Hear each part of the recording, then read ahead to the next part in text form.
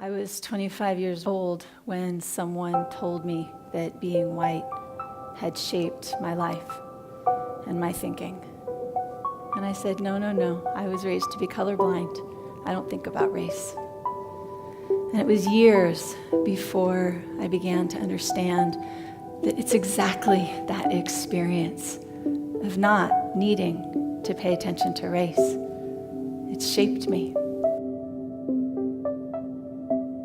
Whiteness means assimilation to dominant white culture, which is a social construct. You know, I think people forget that when ethnic European immigrants started to come to this country in large numbers, they were not seen as white people.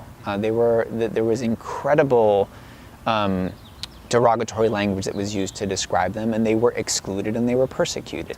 What I think is probably common to that process for all groups that eventually became white was a search for safety, some sense of belonging, and wanting to make sure that the future generations of their families were able to access prosperity. And so, I think the difference there that showed up is that for people who came from Europe who had white enough skin, there was a pathway out of that persecution, which was to assimilate, which is a door that's never been open for people of color. When Aware talks about things like the white supremacist system, they're not talking just about Nazis or the Ku Klux Klan or any of those sorts of things, but they are talking about just a very basic core belief that whiteness is better.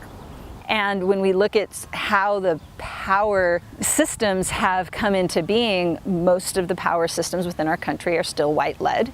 And so it's the white people with white norms that get to decide what is correct or incorrect, and that is white supremacy. It's not of the same conscious orientation of white people are better and therefore people of color need to be excluded or bad. It may not be consciously that way, but that ends up being the result anyway. Having a false sense of superiority is not good for us in terms of our mental health and our psychological well-being and sort of like where we're headed as a whole planet, I think. So for me, this work is rooted in a vision of collective liberation. Like, I want people of color to be free and liberated from a white supremacist system, but I also want white people to be liberated from that system.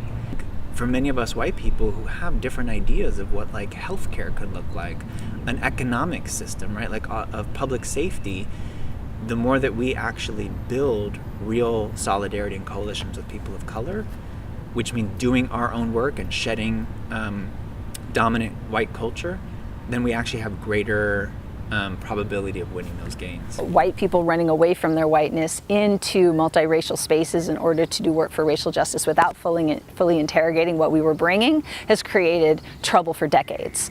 So Aware's white space dialogue is not meant at all to supplant multiracial organizing or multiracial dialogue processes, but it's meant to help us do the work we need to do so that we do a better job when we get into multiracial organizing.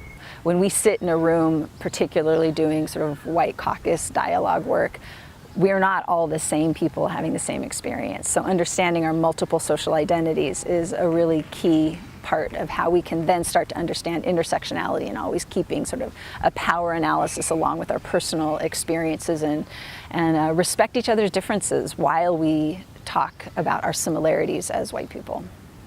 I think the question for white people is, how do we build power when we're a group that's in a position of power or has societal power and privilege?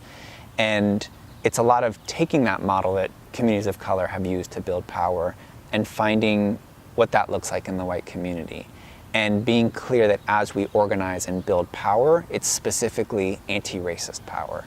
And it's a power that we build to work in solidarity and in coalition with people of color around a different agenda for the world, a different world sort of order that we'd like to see that's rooted in, equity and justice and liberation.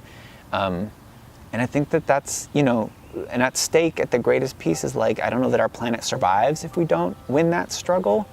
And I don't know that the United States ever meets its potential promise in what could be the real beauty of the United States.